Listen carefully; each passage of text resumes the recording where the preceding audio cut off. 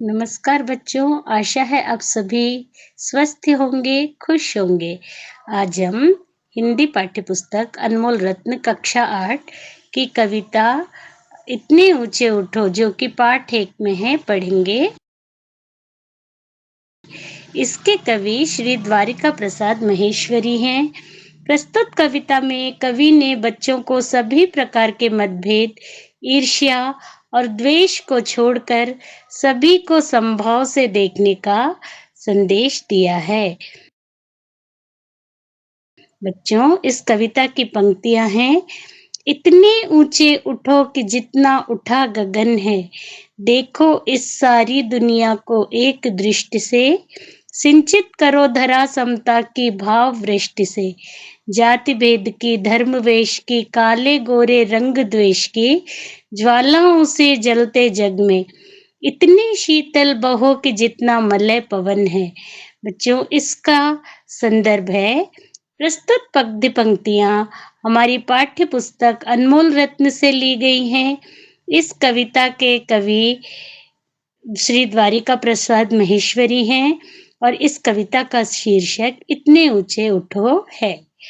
इसका प्रसंग है, प्रस्तुत पंक्तियों में सभी भेदभावों से ऊपर उठकर समाज में समानता का भाव जगाने की बात कही गई है। अर्थ है, प्रस्तुत पद्य पंक्तियों में कवि कहते हैं कि हमें नए समाज निर्माण में अपनी नई सोच को जाति, धर्म, रंग, द्वेष आदि जैसे भेदभावों से ऊपर उठकर सभी को समानता की दृष्टि से देखना चाहिए। जिस प्रकार वर्षा सभी के ऊपर समान रूप से होती है, उसी प्रकार हमें भी सभी के साथ समान रूप से पेश आना चाहिए। हमें नफरत की आग को समाप्त कर समाज में मलय पर्वत से आने वाली हवा की तरह शीतलता और शांति लाने का प्रयत्न करना चाहिए। छात्रों, इसका विशेष होगा सरल हिंदी भाषा का प्रयोग एवं अनुप्रास अलंकार का प्रयोग। छात्रों, अगला अनुच्छेद है, नए हाथ से वर्तमान का रूप संवारो, नई तूलिका से चित्रों के रंग उभारो, नए राग को नूतन स्वर दो, भाषा को नूतन अक्षर दो, युग की नई मूर्ति रचना में इतने मौलिक बनो कि जितना स्वयं सृजन है। इसका संदर्भ एवं प्रसंग पूर्वानुसार ही होगा।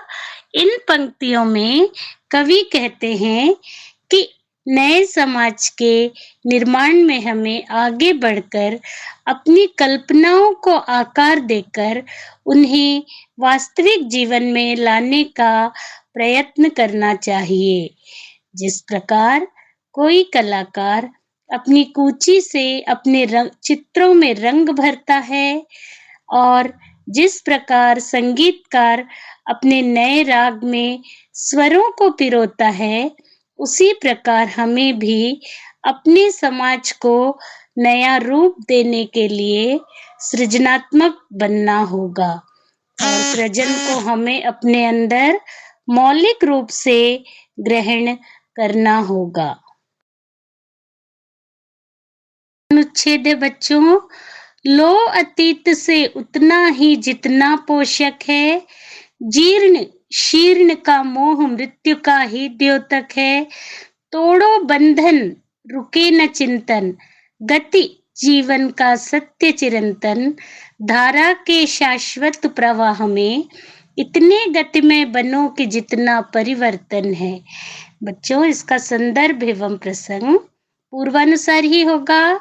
इसका अर्थ है, कवि कहते हैं कि हमें अपने अतीत में हुई बुरी घटनाओं को छोड़कर केवल अच्छी बातों को ग्रहण करना चाहिए, क्योंकि ये अच्छी यादें या घटनाएं ही हमारे भविष्य निर्माण में हमारे काम आएंगी, जबकि बुरी घटनाएं हमें सदैव पीछे की ओर ही खींचेंगी और इनसे हमारा विकास अवरुद्ध होगा। कवि कहते हैं कि जिस तरह परिवर्तन सदैव होता रहता है, उसी प्रकार हमें भी सभी बंधनों को तोड़कर हमेशा आगे बढ़ते रहना चाहिए, क्योंकि आगे बढ़ना ही जीवन है।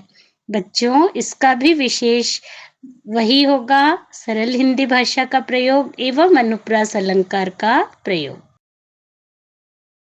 छात्रों, अगला अनुच्छेद है, चाह रहे हम इस धरती को स्वर्ग बनाना, अगर कहीं हो स्वर्ग उसे धरती पर लाना, सूरज चांद चांदनी तारे सब हैं प्रतिपल साथ हमारे, दो कुरूप को रूप सलोना, इतना सुंदर बनो कि जितना आकर्षण है। इसका संदर्भ एवं प्रसंग पूर्वानुसार। इसका अर्थ है, कवि कहते हैं कि यदि हम धरती को स्वर्ग की तरह सुंदर बनाना चाहते हैं, तो हमें अपनी कल्पनाओं को मूर्त रूप देते हुए अर्थात साकार करते हुए अच्छाइयों को लेकर आगे बढ़ना चाहिए और हम अपने समाज को सभी बुराइयों से ऊपर उठाकर एक खूबसूरत समाज की रचना कर सकते हैं। कवि कहते हैं कि हमें अपनी सोच और भावनाएं सदैव अच्छी रखना चाहिए, जिससे एक सुंदर समाज की रचना होगी और वह समाज सदैव विकास की ओर बढ़ता रहेगा। जिस प्रकार हम किसी आकर्षण की ओर खींचे चले जाते हैं, उसी प्रकार अच्छी सोच के साथ हमें खुद को भी आकर्षक बनाना है। इसका विशेष सरल हिंदी भाषा का प्रयोग एवं अनुप्रास अलंकार का प्रयोग। बच्चों, इस कविता से हमें यह शिक्षा मिलती है कि हमें आपसी वैमनस्य को भुलाकर हमेशा एक होकर रहना चाहिए और साथ ही साथ जाति, धर्म, रंग आदि के आधार पर किसी के साथ भी भेदभाव नहीं करना चाहिए। अपने विचारों को हमें मूर्त रूप देने के लिए, अपनी कल्पनाओं को साकार करने के लिए सृजनात्मक होना चाहिए एवं साथ ही साथ कुरूप व्यक्ति को भी आकर्षक रूप देने का हमें धैर्य होना चाहिए। अर्थात हम बुरी चीज़ों को त्यागें ना, बल्कि उन्हें अच्छे से अच्छा बनाने की कोशिश करें। यही इस कविता का संदेश है। धन्यवाद।